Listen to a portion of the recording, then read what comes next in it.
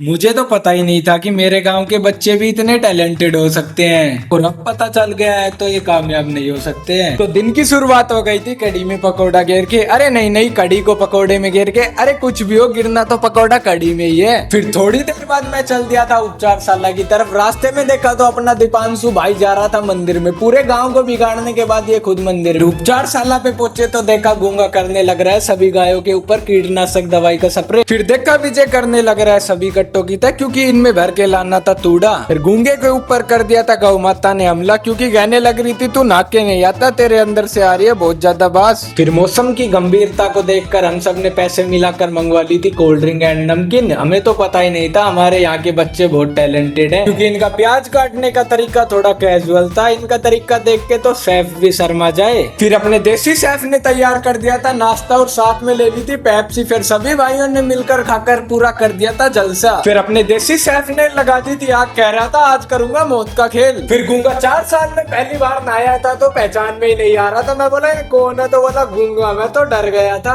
फिर अचानक से कुणाल के लग गए थे 10 तो हम चल दिए थे घर की तरफ। बहुत दिन हो गए थे अपना फेवरेट शो देखे हुए, तो आज देख लिया। जिसको इसका नाम पता है कमेंट कर दो। थोड़ी देर बाद आ गए थे लक्ष्य और कुलदीप। फिर हम चल दिए कुछ खाने पीने दुकान पे। दुकान पर आ गई थी लक्ष्य को पकड़ने पुलिस, क्योंकि पुलिस कह रही थी तू इतना छोटा होकर स्कूटी चलाता है। फिर हमने बताया वैसे इसकी हाइट छोटी है, बाकी इसका दिमाग तो ऊंट से भी बड़ा है। हम इतने उन्हें बताने लगे तो इतनी देर में लक्ष्य ने सिमटा दिए थे सारे परेड। फिर लक्ष्य की बैटरी वाली स्कूटी को लेकर हम चल दिए थे बदमाशी करने के लिए। वो गाना तो सुना ही होगा आपने।